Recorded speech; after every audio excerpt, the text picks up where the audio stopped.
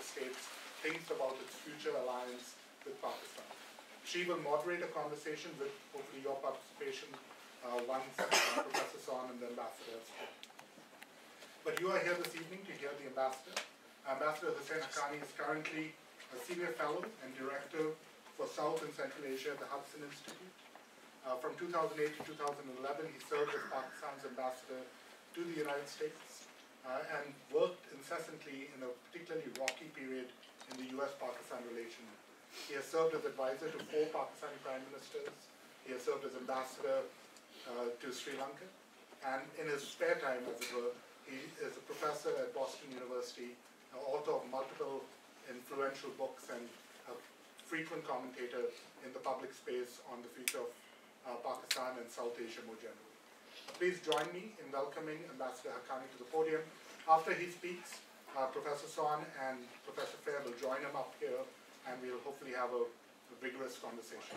And then at 6 o'clock, we invite you to join us for a reception outside. Ambassador.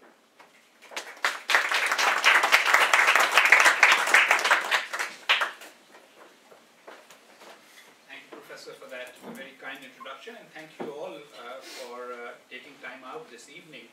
I was hoping that people will be too scared because of weather factors to show up, and I'll just have a few people sitting around the table to have a chat. I've just come back from a trip to India, and I thought that I was getting away from Snowzilla, but the Delhi pollution got me, so I still am coughing, and you will have to bear with me during the course of my presentation. Strepsils and its magic notwithstanding. Let me just begin by explaining why I have titled my talk Reimagining Pakistan. It's actually a project that I'm working on, which I hope by the middle of this year will result in a new book titled Reimagining Pakistan. Why does Pakistan even need to reimagine? Those of you who are of Pakistani origin will particularly sympathize with me when I say that Pakistanis get very concerned by the fact that the whole world is concerned about their country. 74% of Americans in opinion polling by Pew say that they have an unfavorable view of Pakistan. This despite the fact that Pakistan during the 1950s and 60s was described by no less a person than President Dwight Eisenhower as America's most allied ally. China, which is the country that Pakistanis are now turning to as the lender and investor of last resort, as well as the great white hope for Pakistan's longer-term future. Guess what the situation is there? Well, in polling done there last year, only 30% of Chinese had a positive or favorable view of Pakistan. Now, Pakistanis get very annoyed, and possibly rightly so. They see themselves, and the people around them, and they see we are good guys, we are good people. We are a creative society, we create good music, we write good poetry, some of us paint, we are good children and parents to one another, we are good neighbors, our hospitality is remarkable, we are very pleasant to people that we interact with. Again, I will address this message only to those of you who are of Pakistani origin here. Consider yourself very lucky if you are sitting in an American university classroom, because you are in a very, very small minority. If I give you the statistics of what the numbers are of Pakistanis and Pakistani Americans in American universities, you'll be surprised to know that there are fewer Pakistani students at American universities than there are students from Nepal and Bangladesh. The reason why I cite those two countries is because Bangladesh is almost the same size as Pakistan, Nepal is much smaller, and yet more Nepalese kids end up in American universities than Pakistanis do. And so if as a Pakistani you're worried about why the rest of the world is worried about Pakistan, pause for a moment and start reflecting on why the rest of the world looks at us the way it does. First, Pakistan is not a historic country. Unlike other countries, most countries, expand their borders, contract their borders, but they have a long-standing historic identity. Even a country like Iraq, which is a post-First World War creation, takes its name from a historic identity. Iraq was one of the various names used in history for the region called Mesopotamia. Syria, there's been a Syria in history of some sort or another, different borders perhaps, but an identity that people can relate to in history. In Africa, many of the post-colonial countries have gone into history to find names of some ancient kingdom to give themselves. Pakistan, on the other hand, to borrow a line from Homeland, which is not very popular with Pakistanis, is an acronym. It's a name that never existed for a country in history. It was a contrived name, a name created by a bunch of students at Cambridge University for an idea.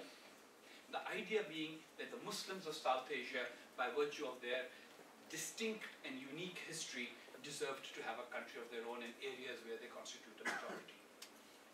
But history has not been very kind to Pakistan even in that term. A majority of South Asian Muslims are no longer in Pakistan. After the separation of Bangladesh, Bangladesh and India together account for more Muslims of South Asia than Pakistan does.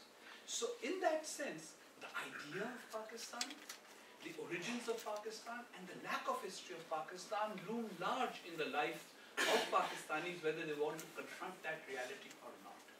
And then, the only other country that is in a similar position was the country of Yugoslavia, the country of the South Slavs, which was, after the First World War, similarly put together and did not last for even a century. And so there are concerns around the world about Pakistan for that reason. Now, Pakistan has already been dismembered once. The greater half, more populous half, which was East Pakistan, chose to become Bangladesh in 1917.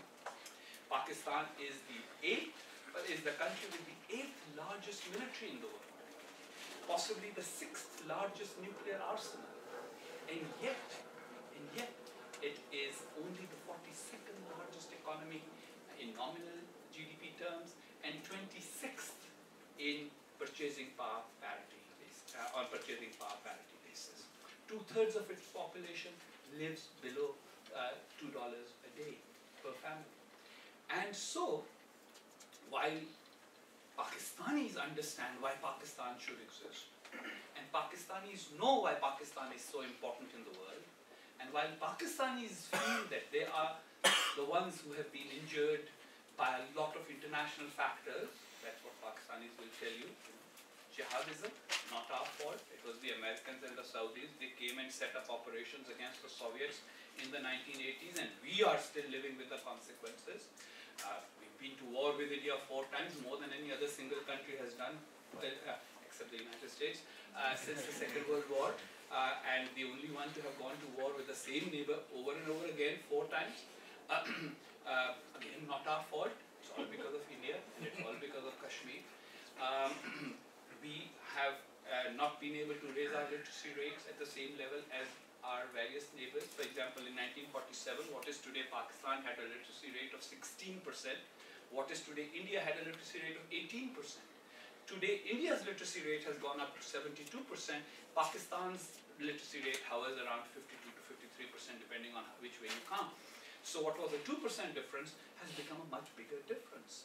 Then the number of PhDs produced by Pakistan since 1947 in all subjects together, from Punjabi literature to microbiology, the number of PhDs in Pakistan since 1947 is less than the average number of PhDs produced in India every year. The reason why, again, I use the Indian comparison is because that is something that is almost ingrained in Pakistani discourse. Turn on a Pakistani television channel, and whether it's in the field of cricket or whether it's in the field of grand civilizational ideas, it is always a constant competition with India. Whereas, if it's competition, my dear Pakistani friends, you have already lost it. Because while the population difference between India and Pakistan is 1:6, in virtually every other thing, the ratio is far greater. The size of the economy is about 1:14. the number of academic institutions, institutions of higher learning, the number of graduates, college graduates, etc., the gap is much bigger. And there's only one thing in which we are competitive, and I already said it earlier, but probably many of you didn't notice. That one area is the military realm. Pakistan still has the world's 8th largest army, 11th largest military by firepower, 6th largest nuclear arsenal, and probably the largest capacity of any country in the world to be able to produce jihadi militants that operate in neighboring countries. That is the reason why the rest of the world worries about us, about Pakistan. Now, Pakistan's origins, of course, continue to be debated. Put 2 Pakistani children, Pakistani young people, and 4 Indians in a room, put a few beers in between them, and it's only a matter of about an hour, hour and a half before they will be debating whether partition should have taken place or not. I, on the other hand, approach this totally differently. My argument is that if you look at the demographic profile of Pakistan, Pakistan's median age is 22, which means more than half of Pakistan's 190 million people are below the age of 22. That means that half of this population did not see East Pakistan as part of Pakistan. They were born well after 1970. And if you see the overall profile of Pakistan, 88% of Pakistanis right now were born well after partition. I am one of those. So the only nationality I have ever had is Pakistan. While I am quite interested in the historic argument of whether Pakistan should have been created or not, whether Mr. Jinnah, the founder of Pakistan, wanted a secular state or an Islamic state, whether he actually wanted a complete break or he wanted a confederal arrangement, etc., etc., it's only historic. The reality is that the only nationality I was born with and that I still continue to have is Pakistani. So from my point of view, it makes sense to try and reimagine Pakistan. And why do I use the term reimagine? Well, most of you have taken some courses in policy, so you probably are familiar with the argument of Benedict Anderson, who says that national identity or a nationality is essentially, a nation is an imagined community. It's the shared imagination of people. And some people have used that and criticized Pakistan, and this, by the way, the number of people who've done that in history is amazing, staggering. For the purpose of my book, I've researched, and I've found that some of the smartest political scientists in recent history were very critical about the very idea of Pakistan. Way back, in the 40s, even after Pakistan's creation. In 1956, which is the year, by the way, of my birth, in 1956, Hans G. Morgenthau wrote a piece in the New Republic in which he said, when I look at the world's map, the one country that does not make any sense to me is Pakistan. And at that time, of course, he was talking about East and West Pakistan being 2 separate entities. And then he made a prediction which, by the way, with hindsight, sounds very prophetic. He said, under pressure of ethnic disagreement and discord, Pakistan's leaders will turn more and more to religion to consolidate national identity, which in turn will make Pakistan less and less pragmatic and practical as a nation, and more religious, and therefore prone to violence. Quite interesting. He said that in 1956. Now, using the Anderson formula of a nation being an imagined community, my argument, and this actually should appeal especially to young Pakistanis, is that the good thing about imagination is that an imagination need not be fixed. What you have imagined once, you can reimagine later. So the imagination can actually go through various kinds of mutations and transformations.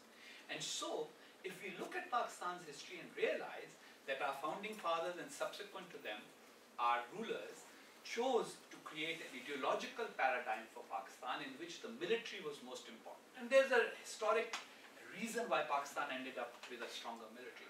In the partition Pakistan got about 19% of British India's population, 17% of its revenue sources, and 33% of its army. Much larger portion of the army than of either the revenue sources or the total population. And so that army then became the defining institution for the country. But it need not be that forever. Pakistanis can try and reimagine Pakistan in which the army is part of Pakistan but not necessarily the dominant factor in Pakistan.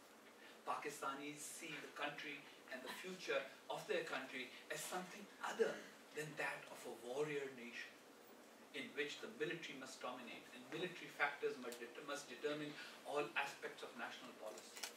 Second, the overemphasis on the Islamic ideology, I think, is something that a lot of Pakistanis are now realizing has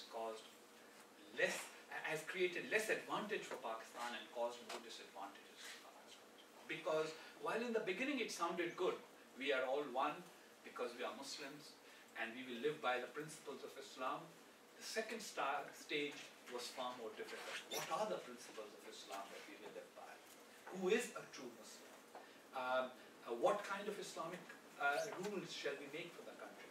So Pakistan started out in 1947 with Shias and Ahmadis and Sunnis and Wahhabis and Ahl Hadith and Ismailis and Bohras and all kinds of religious denominations that considered themselves Muslim wanting Pakistan.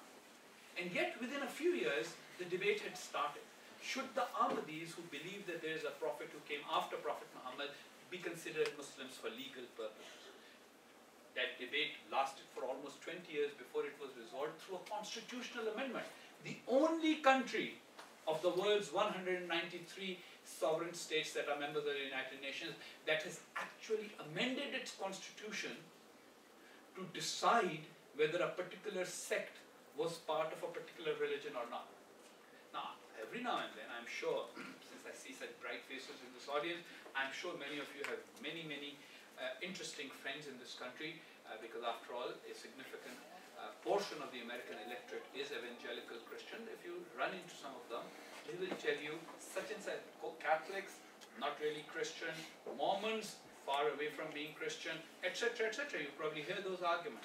Similarly, within Judaism, there are those who would argue that Reform Jews are no longer Jews, or that a certain sect of the Hasidim is not as Jewish as they ought to be, etc. But here's the difference. None of it finds its way into legislation or constitutional law. In case of Pakistan, the Ahmadis, who consider themselves a sect of Islam, a Sunni offshoot, they have been legally declared non-Muslims for the purpose of the constitution and law of Pakistan. And every Pakistani who applies for a passport as a Muslim, because your passport has to indicate whether you're a Muslim or not in case you want to go and do pilgrimage to Makkah, for example, in your lifetime, every Pakistani is required to sign a declaration that disavows Ahmadi beliefs and says that I do not consider Ahmadis Muslims, I do not consider their prophet as an actual prophet, and I consider all those who believe that he's a prophet to be imposters and unbelievers. And only then can you get a passport as a regular Muslim. Why do I cite this? I cite this because these are the kind of anomalies that have been created by trying to create a more Islamic state. Instead of uniting, it has become a divisive factor. So now that the Ahmadis have been declared, now a new debate has started. Should the Shias be considered Islamic for the purpose of the constitution? And there's a movement in Pakistan called the Sipahi Sahaba, which demands that Shias too should be declared. So that basically, in pure demographic terms, scares me. Because in the end, if somebody's sitting in judgment on somebody else as, who is a true Muslim or not, we will end up actually diminishing the number of Muslims in Pakistan rather than increasing it. Lastly, creating a confessional state will always result in sectarian and ideological conflict. There's a famous figure of speech about how many angels can dance on the head of a pin, kind of religious argument. Similar arguments exist in Islam. Did Prophet Muhammad have a shadow or not? If he was made of the light of God, did he have a shadow or not? There are two Sunni sects that disagree over this. But should that be a matter to be discussed in Parliament, or should that be something that should influence legislation? Does it have any relevance for modern life? Does it have any relevance for increasing Pakistan's exports, increasing the number of Pakistan's educated people, improving Pakistan's skilled labor force, making Pakistan competitive in modern terms? So, the reimagining of Pakistan would have to involve also giving up this ideological paradigm.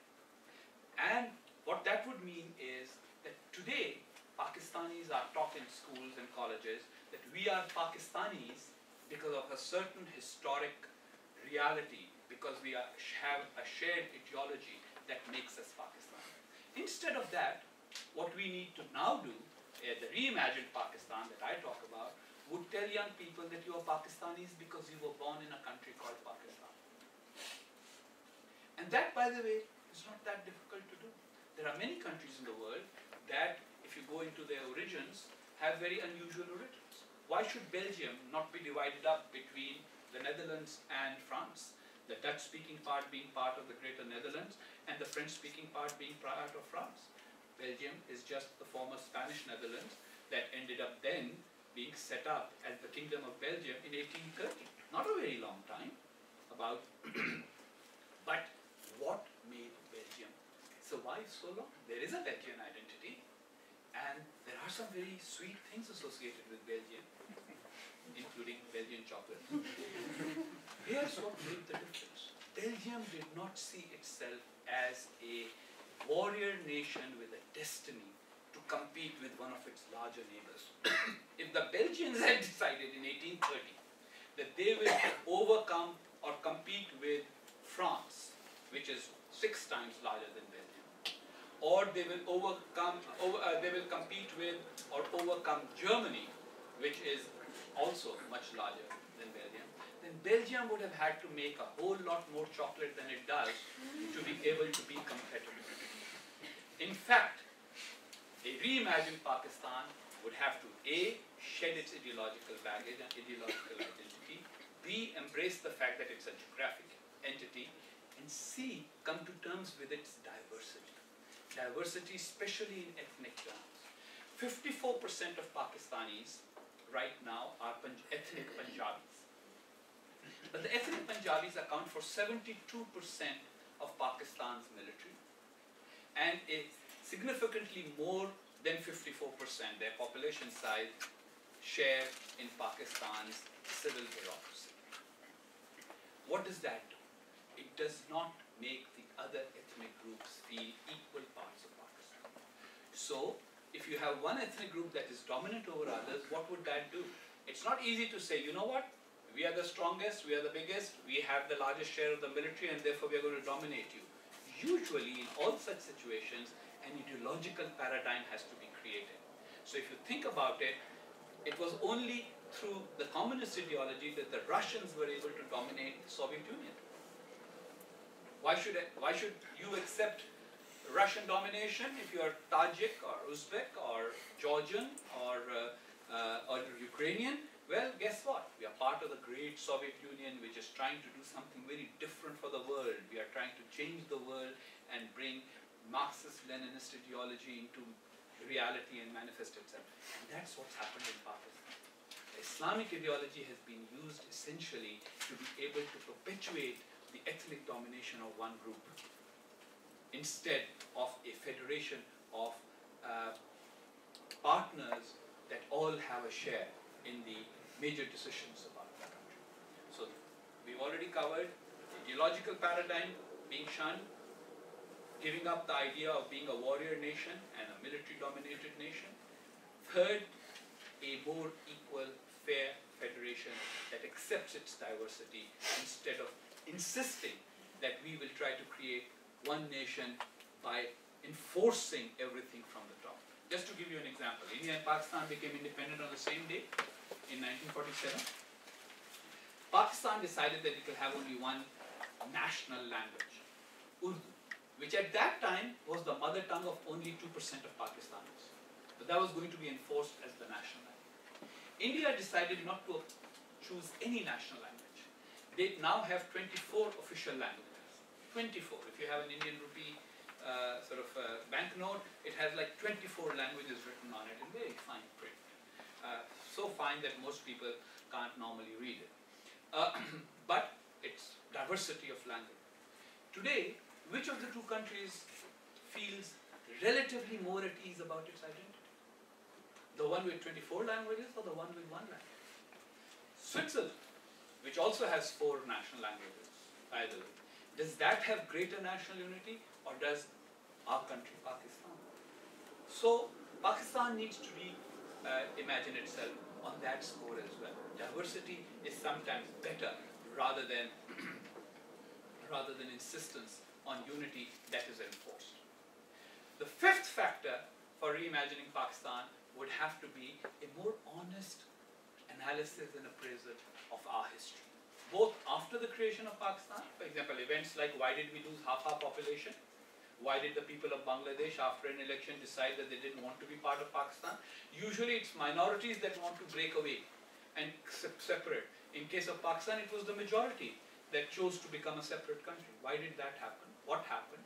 Why did we end up with the situation that we have today, for example, of the jihadis and all kinds of terrorist groups operating out of Pakistan? A more honest discussion of that, but also going back into history. Pakistan's school children are taught a historic narrative in which somehow the subcontinent became Muslim as a result of conquest rather than as a result of Sufis spreading the doctrine. Islam, for example, came to the subcontinent actually long before the first conqueror set foot on the subcontinent, through traders that came to the south coast of India and brought along with them preachers and people who intermarried and etc. But the Pakistani version of history is essentially one that emphasizes conquerors over scholars and Sufis.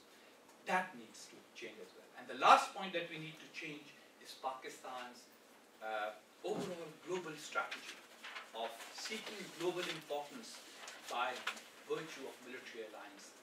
Now, I've written an entire book on that, and by the way, I'm a shameless promoter of things, that's something I'm learning from a certain presidential candidate. If you've written a book, promote it. If you've got a brand, put it up on the rooftop.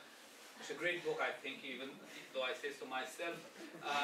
It's called Magnificent Delusions, and it's a historic account of US-Pakistan relations. How did Pakistan end up becoming so close to the United States that now Pakistanis blame everything on America, and Americans can't seem to know how to sort of get away from this partnership, even though they have much more economic interests with other neighbors of Pakistan, including India, Iran, and Afghanistan. And that was just the result of circumstances. It was a Cold War.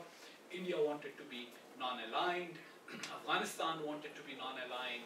Iran was more engaged in the Middle East rather than in South Asia. Pakistan was the only country that was willing to allow America to use it as a base for intelligence and covert operations.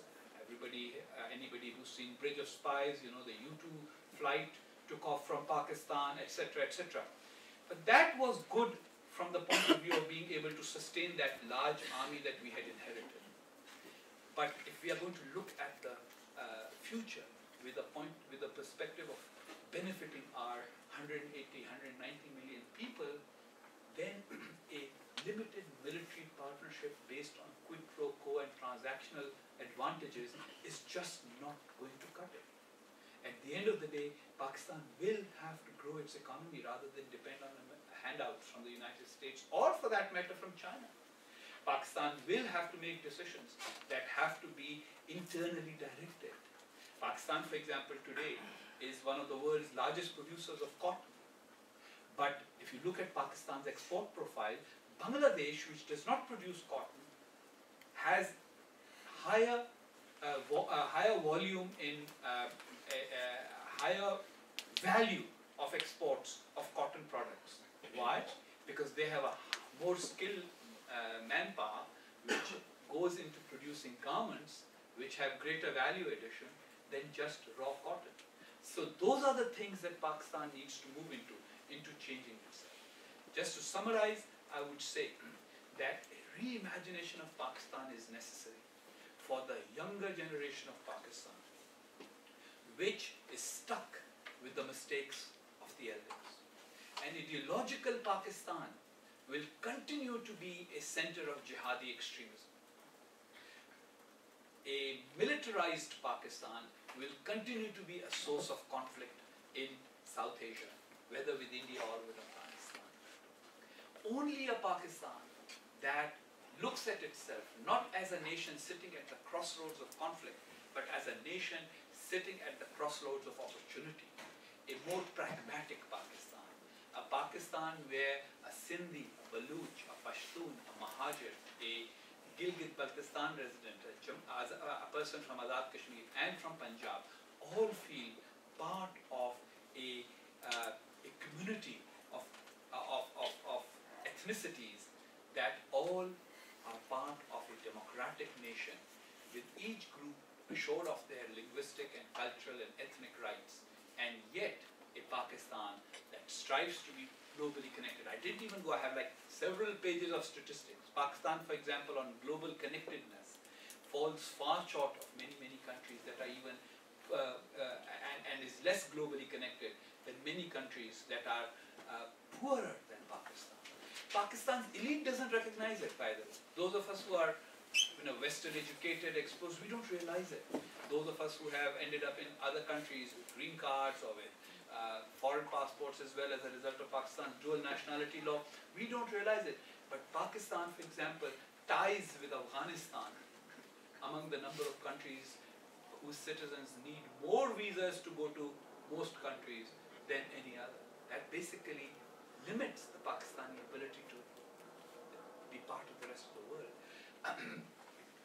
And in terms of technology, while we have these very smart Pakistanis who are sitting in Silicon Valley, individuals, as a whole, our own country is not that vibrant an actor in the global technology market.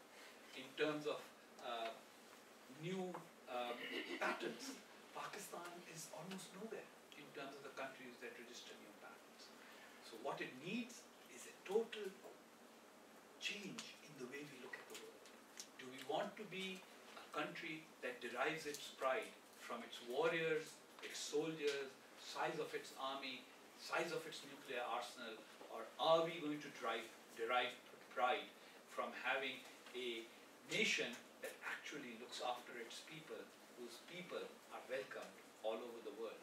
Pakistan can't achieve any of that unless we begin, first of all, by ending this perennial competition we have with our much larger neighbor, with whom we are almost in a race in which we are running out of breath and yet not being able to catch up.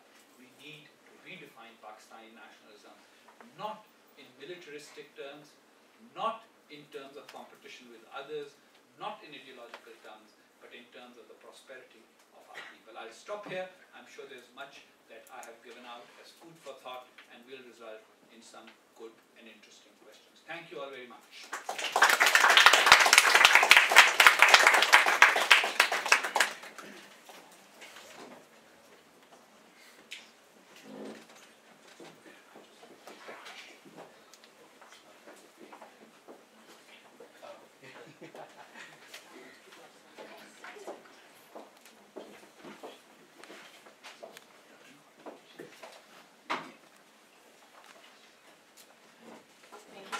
Ambassador Haqqani, really fascinating talk.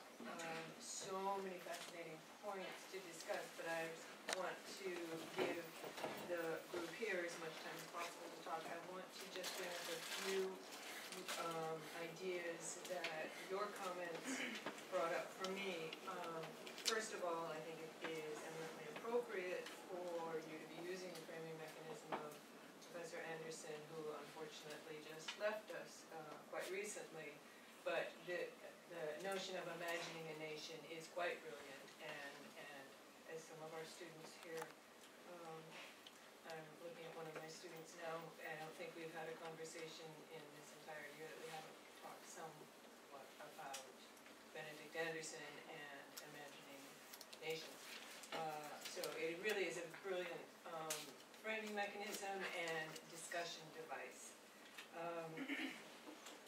And actually it does remind me of something, I think it was Zia who said that, in asking the question of what it is that makes Pakistani a Pakistani, and that was back in the 1980s, Zia Haq. He said to be, and he was a very religious person, there are really only two things that unite Pakistan: Islam and cricket, and not in that order, which may actually be accurate. And it reminds me, I'll say one more thing about that in a second, but it was very interesting she brought up Professor Morgenthau's comments about the role of religion in Pakistan, the increasing role in public discourse in particular, and that was back in the 1950s. But I would like to raise for discussion the issue of whether or not it is religion that inevitably leads to militarization. I think that is an impression that his comment gives, and I think it's highly questionable. Is it religion in general, or in this case Islam in particular, that would, being elevated to a prominent place in national discourse, lead then somehow to making people more prone to violence? I think is the language that he used. And by the way, Pakistan is not the only country that didn't make sense to him. In 1956, there was another country that was created in the same way, by the same people, and the only other country that was ever created in the modern world on the basis of religious identity, and that's Israel. Why did suddenly Israel make sense to him and Pakistan didn't? Neither one of them still makes sense in that context, but that's a different discussion. Maybe you can collaborate with Israel in reimagining these countries. For partition by Britain.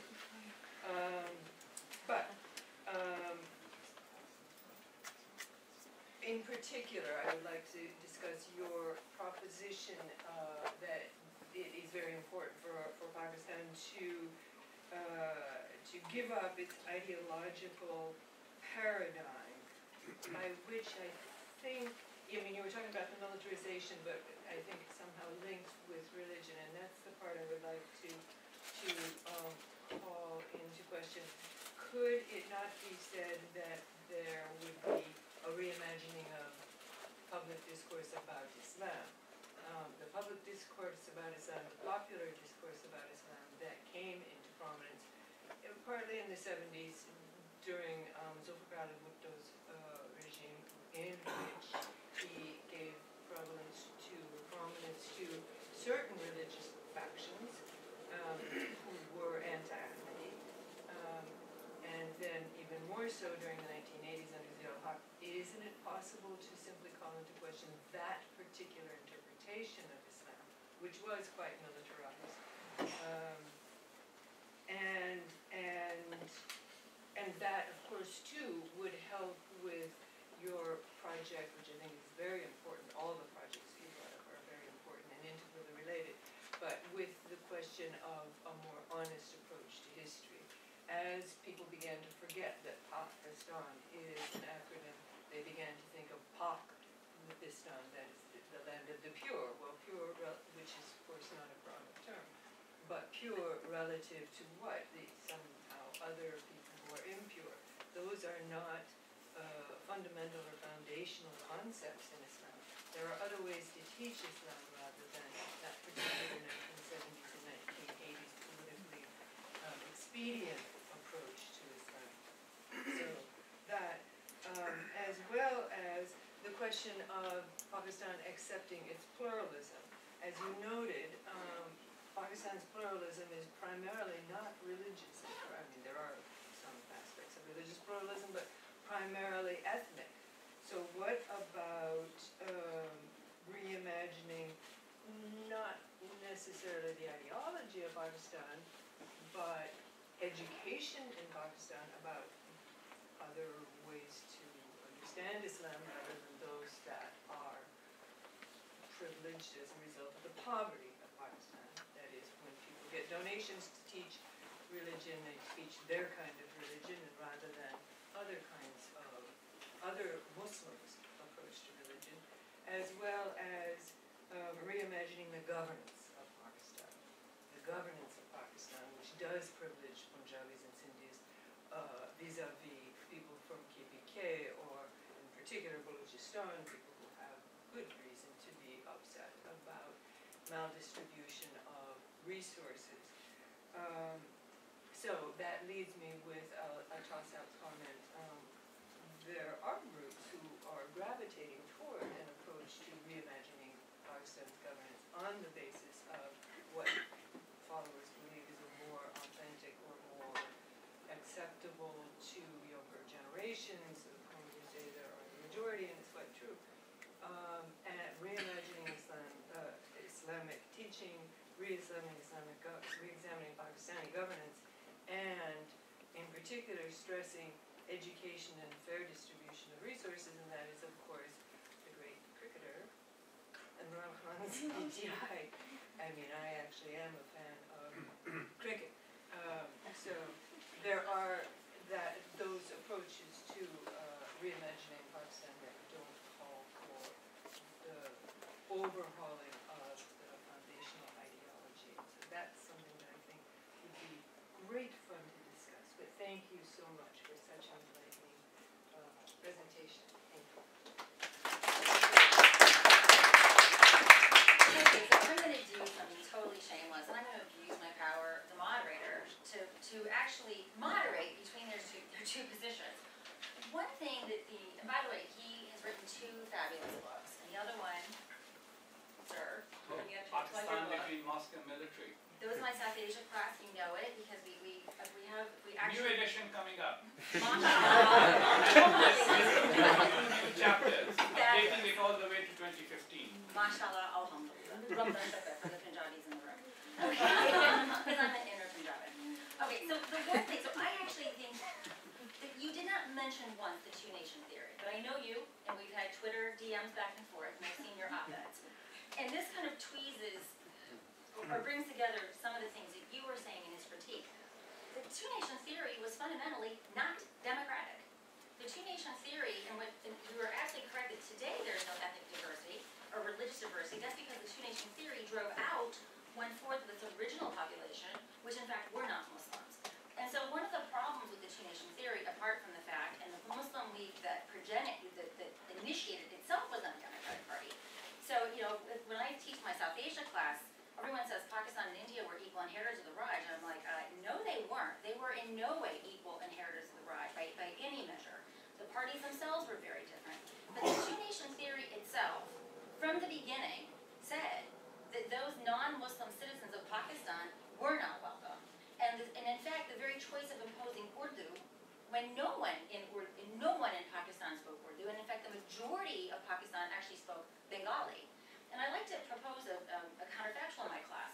What if Jinnah had not been an Urdu promoter who didn't believe that the strategic center of Pakistan was the West, and in fact conceded to democracy, which is that Bangla should be the national language, and that the center, or the capital of Pakistan, should be Dhaka, not Karachi. We would imagine, in other words, if he had been a Democrat instead of, in fact, another viceroy. But you didn't mention the two-nation theory, but I want you to talk about it, because that actually addresses some of her issues. And once you had the objectives resolution, which was passed, which basically says Pakistan is going to be under the law of Allah, not man, you gave a permanent job to the ulama to do what you were actually saying, which is decide who is a Muslim. So that, I think, is part of this ideological reimagining. Because I've read your op-eds about this, and I think they're spot on. But then there is a real problem. It's true that you can reimagining doesn't require you to rehearse the past. But this is a real question, not a comment. You know, I taught in LUMS a number of years ago, and I deal with a lot of Pakistanis in social media, and you should see the hate mail I get. I'm going to one day write a book, The Things Pakistani Males Say to Me. It's truly fabulous. I'm going to have to hire someone outrageous to narrate it. But the thing that amazes me is that Pakistan's not North Korea, right? The generals of North Korea can sustain basically fictions as ossified fact because they're generally isolated from the rest of the world. Pakistanis rehearse fictions all the time. So, for example, the United States began jihad, not true as you noted in your book, sir. Actually, Zulfikar Ali Bhutto began it in 1974. You call, Pakistanis call in their textbooks the 1940 Lahore Declaration, the 1940 Pakistan Resolution. There was no mention of Pakistan, there was no mention of partition. In fact, it called for the creation of Muslim states.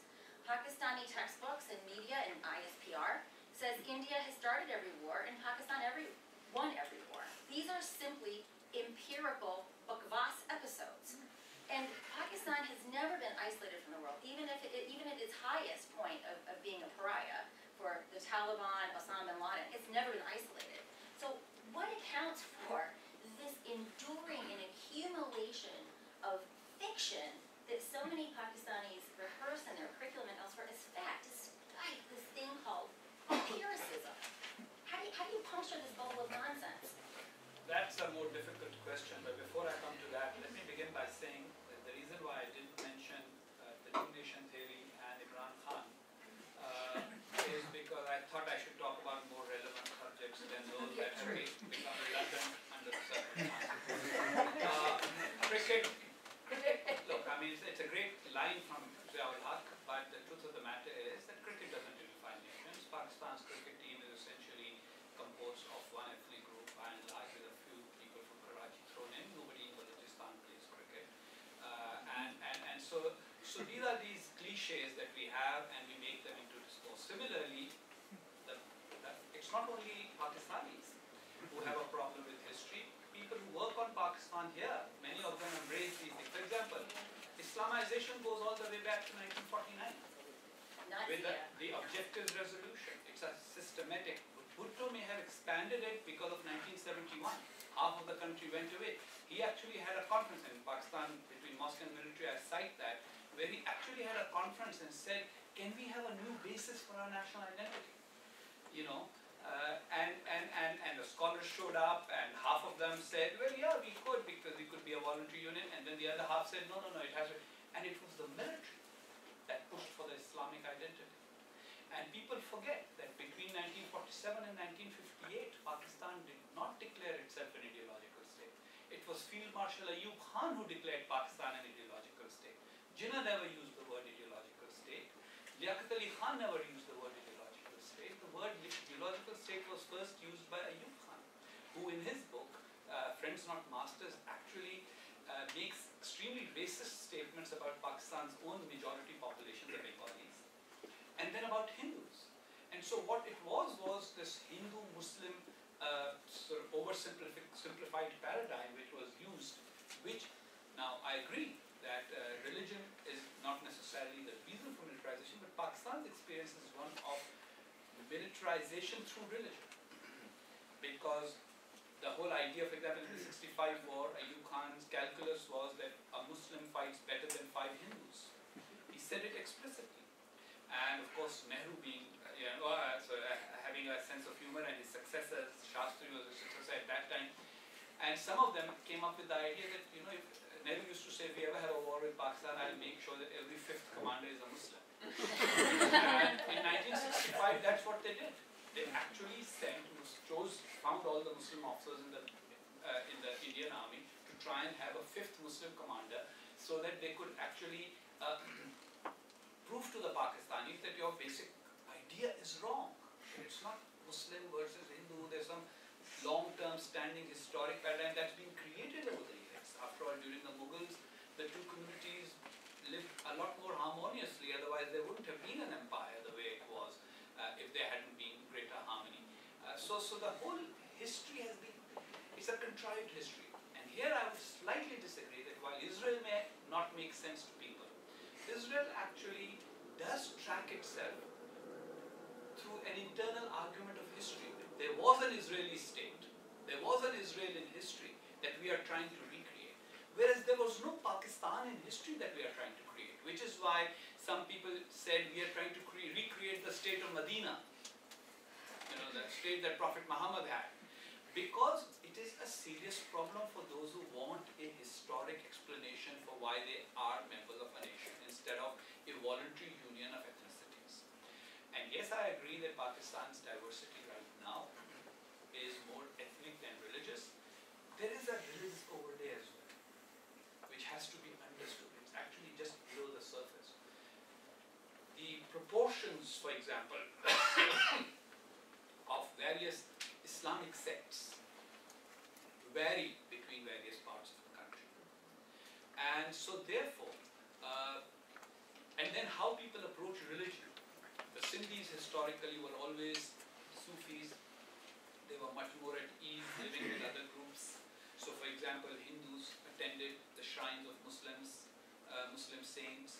Baluch have a very relaxed approach to religion compared to the other. The Pashtuns were divided between those who were sort of, a little more orthodox, and then those who were had a more South Asian vision or version of religion. Punjab is where basically in 1947 the real ethnic and religious clashes came. All the communal riots, etc. were concentrated in Punjab. East Punjab was totally cleansed of Muslims. And West Punjab was totally cleansed of Hindus and Sikhs. So the East Punjabi migrants in Pakistan have actually been the strongest advocates of an Islamic state. If you look at the characters, cast of characters, Maulana Maududi, even though he was from Hyderabad, Deccan, but his base was in East Punjab before he moved to Pakistan. Chaudhry Muhammad Ali, who was our Prime Minister at one time, he came from East Punjab. Ziaul Haq came from East Punjab. So a lot more for those of you who are aspiring PhD candidates looking for a thesis idea. Here's one, and that is to understand these interconnections between ethnicity, religiosity, and ideology. And if Pakistan is to be reimagined, it actually will require puncturing this balloon of false history. Pakistan was inevitable because Muslims and Hindus never lived together. Really. Pakistan was going to be the safe haven for Muslims of South Asia. Excuse me, at no point was 1/3 of the population that was going to be left behind in India going to be part of Pakistan. So it would have been only 2/3, at best 2/3 could have had a country. But more important, if the original demand for Pakistan, which meant that the British provinces with a Muslim majority had been put into the state of Pakistan, which means that Punjab had not been divided further and Bengal had not been divided, Pakistan would have emerged with 56% Muslims and 44% non-Muslims. I mean, that's a demographic difference that actually can be overcome in like 2 or 3 census cycles, 6, 7, 8%. So what exactly was going to be accomplished? So there was never going to be all Muslims in one state and all Hindus in one. There was no ethnic cleansing envisaged. It was an accident, the way it happened, the violence, etc. that caused it. No, not planned. So there were certain serious conceptual flaws which have been covered and papered over by manufactured history. Then you have this military that has dominated the country. Now when you have a dominant military, the dominant military cannot accept a narrative in which it has lost every war. So therefore they have to invent the narrative in which they have won every war, and basically it's a very smart thing. I mean, all you have to do is find the anniversary of the war and declare it Victory Day. And so it doesn't mean you have to win the war. Everybody else in the world may think you lost it, but you can say that we won it. And then you can stretch history a little bit again, blame it all. For example, 1971 in Pakistani discourse, increasingly Zulfikar Ali Bhutto is blamed for it without acknowledging the fact that the man who actually held the cards and controlled the country at that time was an army general, Yahya Khan. And the person who surrendered to the Indians was an army general. So, but that's all airbrushed. And the ideology and militarism serve each other. You must note that Pakistan's, for example, right now in Khyber Pakhtunkhwa, there's a coalition government between PTI and Jamaat-e-Islami. And Jamaat-e-Islami demanded the education portfolio. And what did they do with the education portfolio? They used it to change the textbooks in a manner in which the historic role of Ghaffar Khan would be kind of wiped out. The entire debate, even in You should explain who that is, especially in light of the terrorist attack last week. Ghaffar Khan, Khan Abdul Ghaffar Khan, also known as Bacha Khan, was a Pashtun leader who did not agree with the creation of Pakistan. And he was, Frontier Gandhi. yeah, he's also known as the Frontier Gandhi. He advocated non-violence, and he was the most popular Pashtun leader before the creation of Pakistan. And after the creation of Pakistan, he spent a great deal of time in prison, etc. And always his followers still remain influential in the politics of Northwest Pakistan, Pashtun politics of Pakistan. And so going back to the curriculum changes, they want to paint a narrative in which essentially, so Bacha Khan doesn't exist. The fact that people of Pashtunkhwa didn't vote for the creation of Pakistan, the fact that the people of Balochistan were never asked to vote, all of that has to be airbrushed to They never create had a an assembly to Huh? vote. They never had an assembly to Yeah. vote.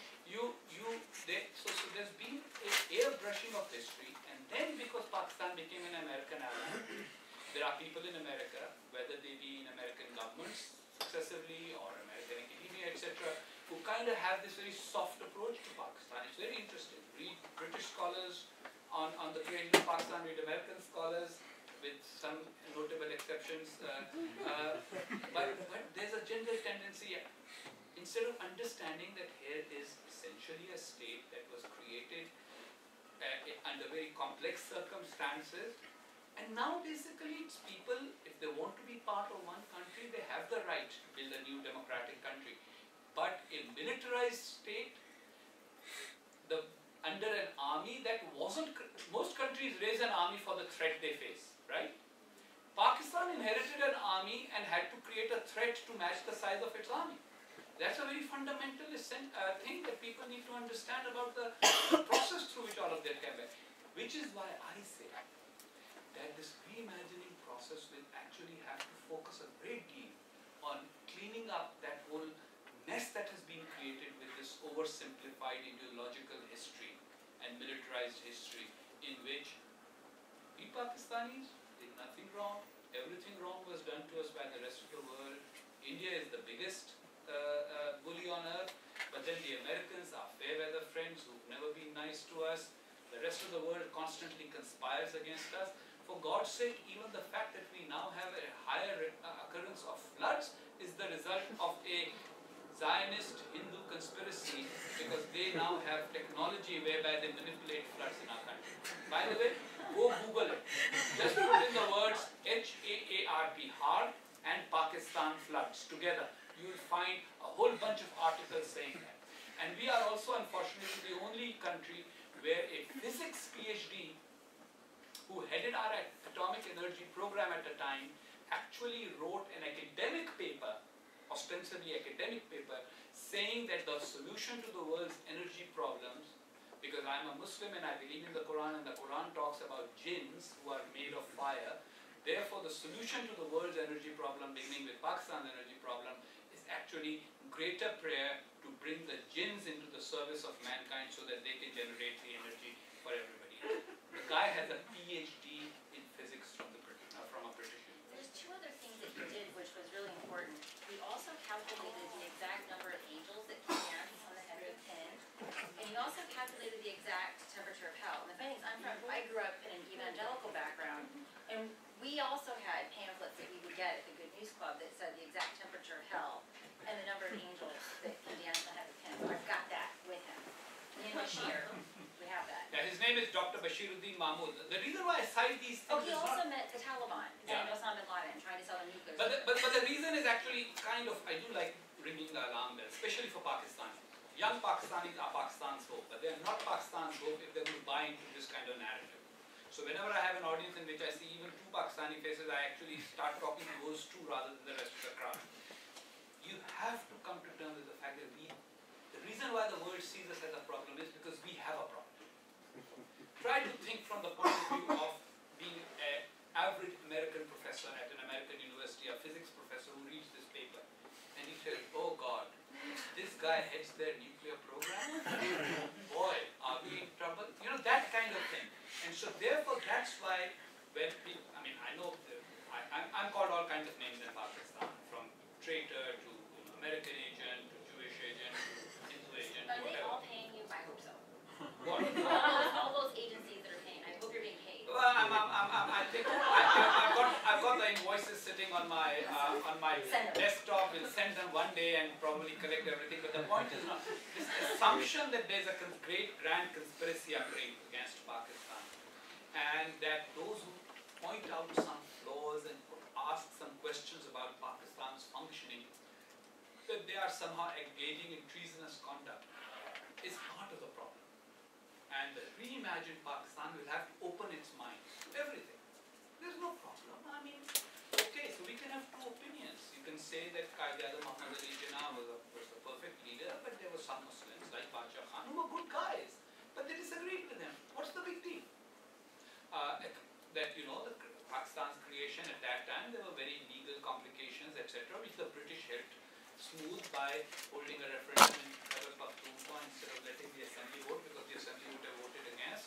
And then in Balochistan, just getting a few tribal leaders to endorse, etc. Things like that. And then East Pakistan went, you know, I mean, countries break up. Yugoslavia is broken up. But we, if we do not want to break up and keep the current Pakistan, then we will have to think of it very differently. It will have to be a Pakistan that actually earns its keep in the world by virtue of its productivity, by virtue of its energy, by virtue of its contribution to the global sort of, you know, well-being, instead of being seen as a problem that people should pay for. You know, when I was ambassador in this very town, I remember once a whole delegation came from Pakistan and somebody had given them these talking points. So they would go to every American congressman, senator, state department, and they would say, the war against terror is costing Pakistan billions of dollars. And the reason why we are stuck in this is because you made us fight the Russians, and then since then we have these jihadis. So now you have to make up, and then they would take out sheets of paper which had lists of how much loss Pakistan was incurring because of the war against terror, and they wanted Uncle Sam to compensate Pakistan. And so when the first time I heard it, I just called them all into my office and I said, if on the one hand we say we are a proud nation, what proud nation presents a bill to other countries for its failings and weaknesses? It's time we correct course for our own sake, not for the sake of X amount of dollars from other countries who we say are responsible for putting us into this situation. Alright, so I'm going to take some questions. Arun. Yeah. Arun, I should know that. I've been for years. Just shoot me now.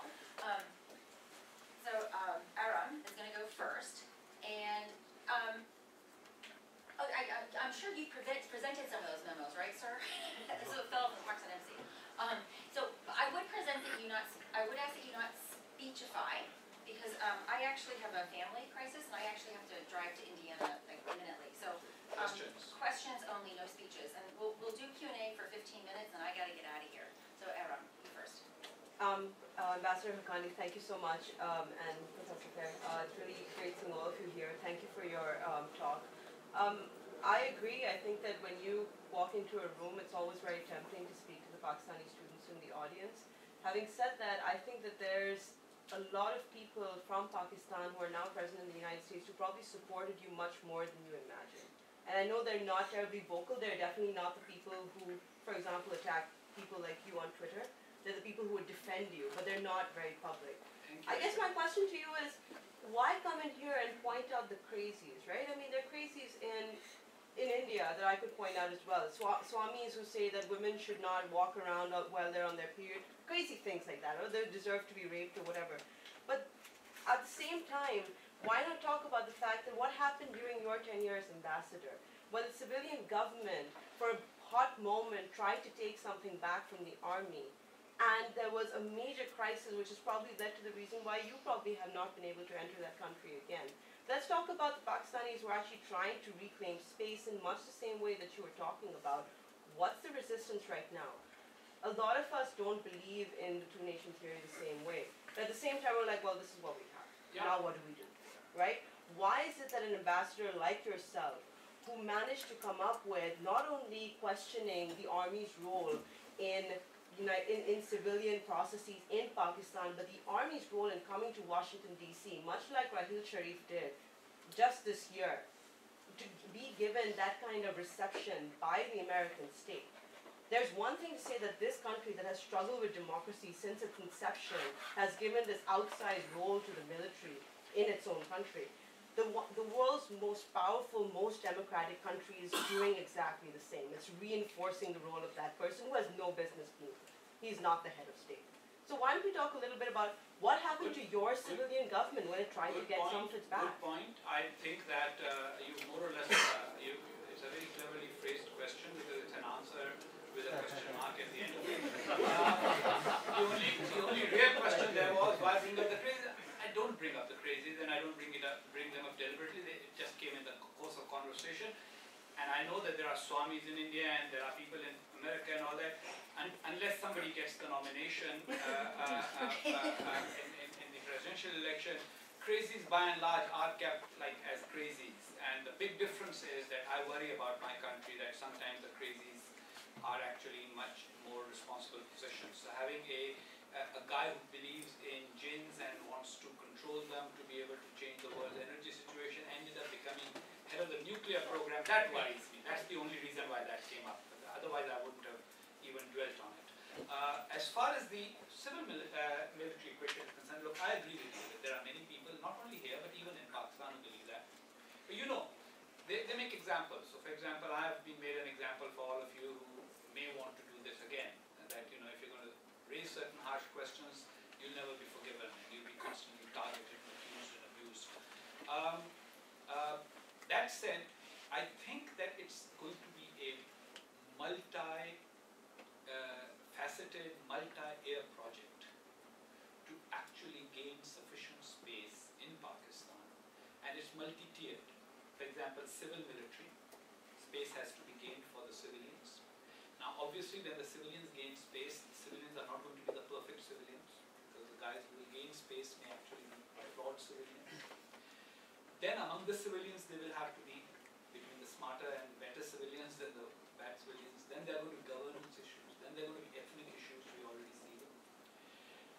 And then at the international level we have to understand that, and my second book, Magnificent Delusion, actually goes into it in great detail. And in my own experience, and I've dealt with American officials, etc., as ambassador, private citizen, academic, basically, Americans are very good at dealing with enemies. They know who to bomb. Americans are very good at dealing with so-called friends or allies. They know who to take out for lunch. They get very confused with states and countries with whom they are friends on a couple of issues and not friends on a couple of issues. And it's a long history. I mean, you know, they're kind of constantly doing that. And then the Pakistani military actually has perfected the script. They have perfected the script. And they have perfected the script. Our civil servants are far too weak. You won't believe it, when I was ambassador, I used to write very candid cables because I am a writer myself, so I used to write them myself. And my staff, foreign service people, would come and say, "Sir, make it softer." For example, if I met a senator and the senator said to me, you know, your country's intelligence service is a bunch of thugs, I would actually put it in inverted commas and I'd say, Senator so-and-so said to me that the ISI are a bunch of thugs. And the foreign service guy would say, no, soften this. Don't put it in inverted commas, say he said something negative about the ISI, so that back home we don't have to tell them that. I was very candid. So on the one hand we have the military, then we have the foreign service and our civil service that has become very cowed down. Then we have, as a result, one of the lasting consequences of the Afghan war against the Soviets is not jihadism, because jihadism has been there for longer. I always put every 17th or 16th of December, I put the Dawn front page on my Twitter feed, you know, and that had jihad in big letters on it. So jihad has been there all along. The lasting consequence of the war against the Soviets is the absolute ballooning of Pakistan's intelligence service. The ISI is much larger than an intelligence service of any country proportionate to its size that Pakistan has. And it has a role in almost everything. Media management, supporting Zaid Hamed and his fantasy ideas, running conspiracy theories. Spying on ambassadors. Actually, following ambassadors, one of my favorite stories from my era as ambassador is when one day my cook came and said that there's been an embassy car's been going around our house, the ambassador's house. So I said, oh, who do you think? And he told me that the car belonged to one of the ISI people in the embassy. So I said, okay, don't go out, just stay home. I'm going to do something about it. I called up diplomatic security and I said, this is the Pakistani ambassador. And there's somebody with fake license plates in a car going around my house. It's a security threat to me. So obviously I knew that they will come and they'll apprehend the guy, and that will expose the fact that he was from the embassy. And so his officer had to explain to me the next morning why he was, trying to run surveillance on me, the ambassador. I'm his boss. And bad surveillance. Yeah, bad surveillance. Why does he do surveillance of the ambassador? But going back to the thing, the ISI is ballooning. So the ISI has a role in virtually everything, including building a national narrative and media and all that. There's no shortcuts. It's going to be a long fight. It's going to be people like me. It's going to be people after me who will push back. Look, every country loves its army. Most countries do. Here people have stickers saying, support my troops and love my troops. But the fact of the matter is that the army is not ubiquitous. The army is not, like for example, the number of retired brigadiers who write newspaper articles or letters to the editor in Pakistan. It's very orchestrated. And that is what I mean by a militarized society. A whole, so-called think tanks that are run by intelligence services, With fabulous acronyms, we have to give them credit for the acronyms. And then, okay, so Christine Fair is an American professor, she's writing something. No big deal, you don't agree with her, write a book and as a rejoinder, get somebody to do counter research and point out what's flawed with her research. You don't have to call her a B word or a W word, etc., etc. Or threaten me with gang rape, which is my favorite. And do things like that. So what we have is an overblown KGB style, Stasi style intelligence service and trappings of democracy. And then, unfortunately, since he was brought up, people in Pakistan's politics, famous more for cricket than for politics, who are willing to play ball on their behalf and create illusions in Pakistani politics. So therefore, it's not going to be easy. That's the short answer to your question, but it's a battle worth fighting. I mean, I may have fallen in it, although I think I'm quite okay. But there are others who will have to fight it, because at the end, Pakistan can't be just its military. Pakistan has to be its people. Pakistan has to be social scientists, its economists, its artists, and Pakistan cannot have just one explanation for everything. There is room in Pakistan for people who think we should have peace with India at all costs. There should be room in Pakistan for people who think, what's our problem with Afghanistan? There should be room in Pakistan for people who think, you know what, all provinces should have autonomy. There should be room in Pakistan for people who think Pakistan needs to have a smaller army than we do. 2% of GDP is spent on education. 6% is spent on the military. And yet, after spending 6%, we are nowhere near coming close in terms of going head to head with the country we are supposed to be building up against. So what are we doing? Wasting all these resources. And yet, 35% of school-going age children don't go to any school. So I'm nearsighted. Siraj, right? Sure. Yeah, Siraj. So you're going to go first, and I'm going to take three in a clump. So the fellow from the Pakistan embassy? If he's from the embassy, Oh, I'm he thinking. still has that. He still has that. I'll go to Buckhank. But I'm going to take students first, if you don't mind. So Siraj, Yeah. yes. What's your name? Yes. Oh, and then the young lady here behind the camera. Amanda. Amanda. So I'm going to take three of you first in the first batch. Please be crisp, concise, you two. And then we'll hopefully try to get a second round in. Thank you so much, Ambassador Haqqani, for your wonderful presentation. My name is Malik Akbar. I'm a journalist.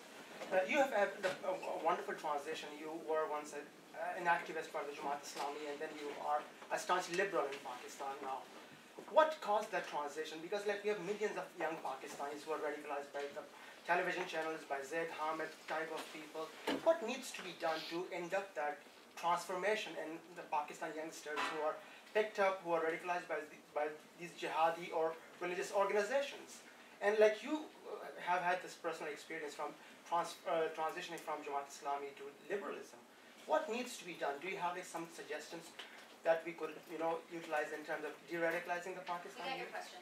Okay, you next. We're taking back to the first. Yeah, Yes. so it's generally the perception that education sort of is the counter thesis to radicalism. But after how the lawyers reacted in the Salman Taseer case, that was like, my Pakistani friends told me like, I don't know.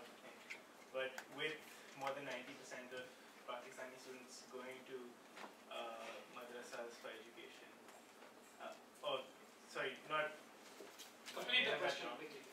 but it's what is your, how do you reimagine that question, the education? Given your Reimagine Pakistan calls for diversity within discourse and discourse that includes diversity, what do you think that the role of religion in the state should be in that vision? You give me the smartest and easiest question to answer. Look, very frankly, religion, a society can be religious, an individual can be pious, a society can be religious, but the state simply cannot be religious. All attempts to create religious states have failed, they have always undermined diversity, they have always ended up causing conflict. Because if nothing else, there's conflict about what type of religion or how it would be implemented. So therefore, my own view is that Pakistani society should continue to be religious and should continue to accept religion as an integral part of society, but we need to take it out of this business of state a little bit. That would be the beginning point. The answer to Yash's question is, it's not the madrasas, it's the schooling and it's the overall narrative. When you're told that the country was created because you couldn't live with another community forever, that and in all historic sort of events, you were wronged and you are the ones who are the victims, it creates a certain mindset. And then you're also supposed to be the best amongst people, and that you're going to recreate a golden era. So that's where a lot of the problem comes from. The narrative of the education, not. So for example, these lawyers, they study law, then there are engineers who study engineering, then there are doctors who study medicine. But when it comes to the worldview, they still have this kind of worldview. And they do not see, for example, many of them don't necessarily believe in democracy. Many of them believe that, they do not believe in empiricism. They believe in sort of, so that narrative needs to be tackled. And once that narrative, look, I'll just give you an example. Japan. It had an imperialist narrative. Japan was this most special, unique country whose emperor was God. And blessed by that God, Japan had the right to go and take over all of Asia. At the end of the Second World War, military defeat and nuclear strikes made first the emperor say, "I'm no God."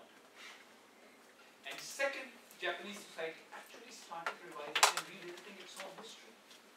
And there's still reluctance on certain issues. For example, when it came to apologizing for the so-called comfort women in Korea, Japan dragged its feet because that was the last thing you do. The last thing you do is apologize to women, etc. But some of them have come close to it. And that has helped. If Japan can overcome a military defeat and be nuked by revisiting its imperial past and saying, we did something wrong, then surely Pakistan, which has nukes, hasn't nuked anybody and hasn't been nuked, thank God, but surely it can revisit its own history and say, we did something wrong somewhere and this is how we need to change it. So that's what I think is needed. The Islamic triumphalist way of thinking, whether it comes from the madrasa or from the public school, needs to be changed. Islam is meant to create piety in your soul, not make you into rulers of the world or conquerors. The personal journeys are always difficult to explain. First of all, I was only on the fringes and the era I was born in and raised in, this kind of religious radicalism that we see today was not the case. I mean, Islamic groups were more about religion, a little bit about politics, and not about radicalism. The radicalism came after my era and why I actually was able to outgrow it all was more knowledge of the world. The more knowledgeable I've become, the more I have reached the conclusion that exclusivism doesn't work.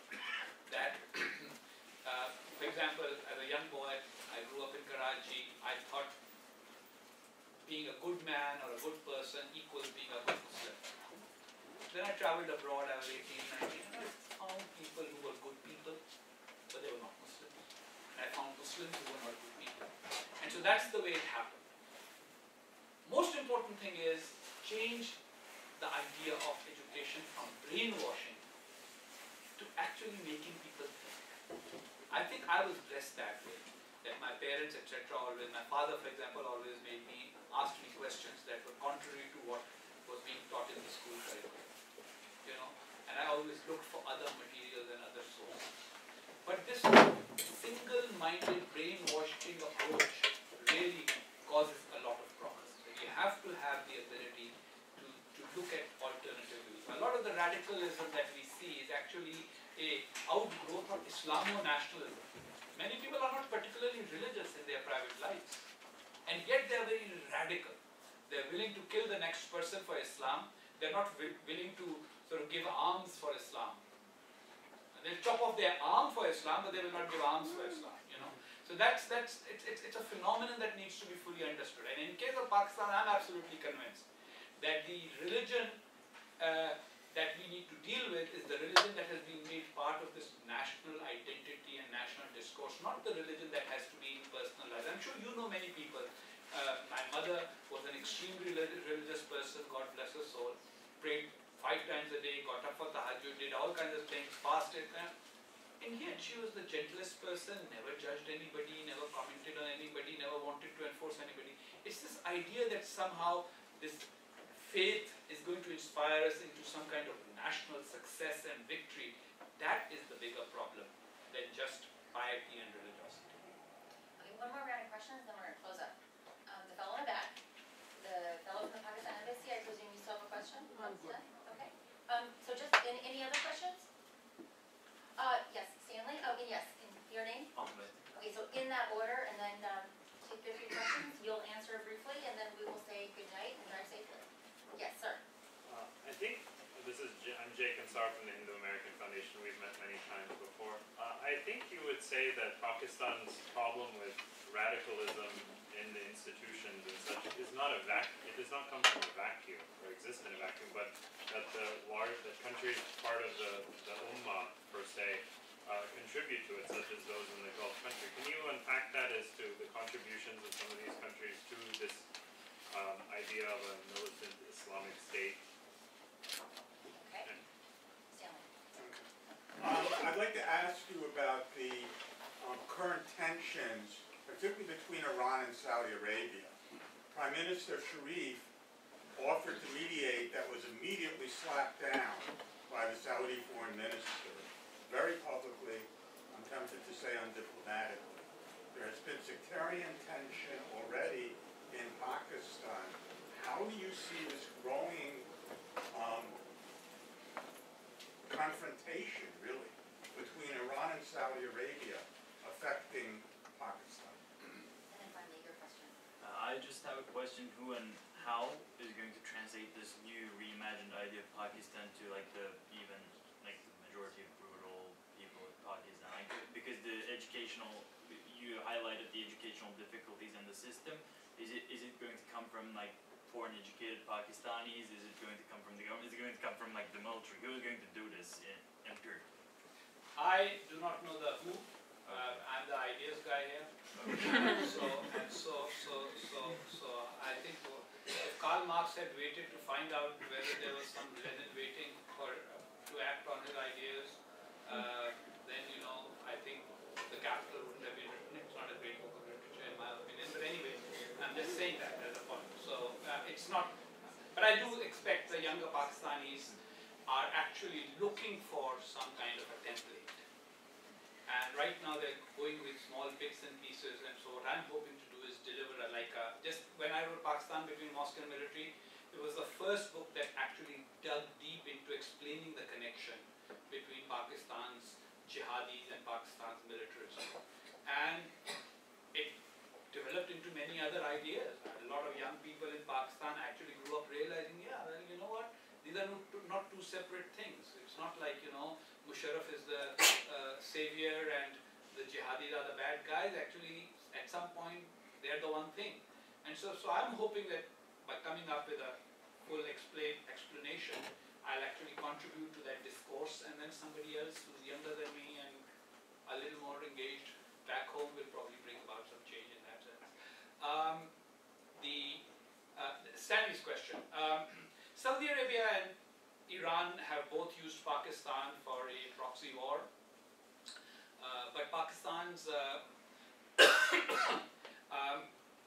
I think Pakistan doesn't have a place in this equation in terms of mediation, etc., because Pakistan's government and Pakistan's military are too beholden to the Saudis for the Iranians to be able to trust them. At the same time, the sectarian issues in Pakistan, while they are funded and fed by the rivalry between those two, are not purely the result of the rivalry between those two. So all I would say is that if the Iranians and the Saudis decide to turn the heat on, we will see a little more conflict in Pakistan than we do. But at the end of the day, Pakistan's internal issues have to be dealt by Pakistanis. And as far as the Saudi-Iranian rivalry is concerned, both of the, I personally feel right now it's less Saudi-Iranian rivalry than Saudis feeling a little resentful of the fact that Uncle Sam has kind of deserted them. And that's why they're trying to. Otherwise, there is an equilibrium in the Middle East that can be reached. Iran has its strengths, but it also has its weaknesses. The Shiite population of the world is about 15% of all Muslims. That's not big enough for Iran to actually try and sort of emerge as the Muslim world's leader. So Iran has to reach out to non-Shias. And Saudi Arabia has to reconcile to its size. I mean, I'm one of those who believes that, I say that about Pakistan too. I said that when I made the Belgium sort of reference. That nations must actually have foreign policy that is more or less tailored to their size. You can punch a little above your weight, but not too much above your weight. And I think that Saudi Arabia, in the period of high oil prices, etc., was able to punch far more above its weight, especially after 1979 and Iran's isolation and sanctions against Iran, than it should have. So that's what's causing that conflict rather than anything else. And I hope that at some point rationality will prevail. Iran will understand that it can't go beyond a certain level in manifesting its power, and Saudi Arabia recognizes the same about itself. And the question about everything not being in a vacuum.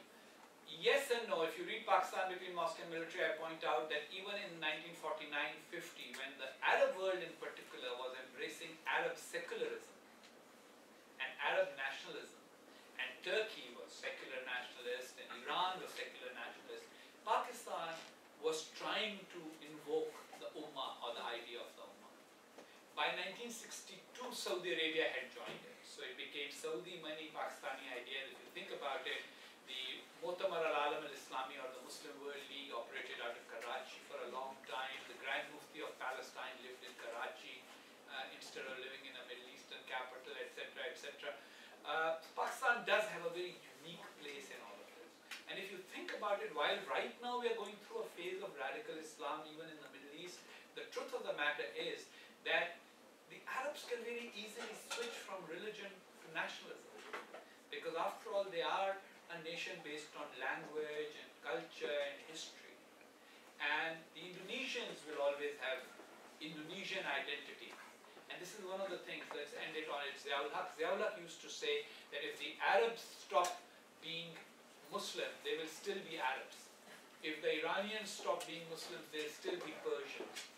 If the Indonesians stop being Muslim, they'll still be Indonesian. What will Pakistanis be if we do not identify with the cause of Islam? So that's kind of a greater factor, which is why I say Pakistan is unique.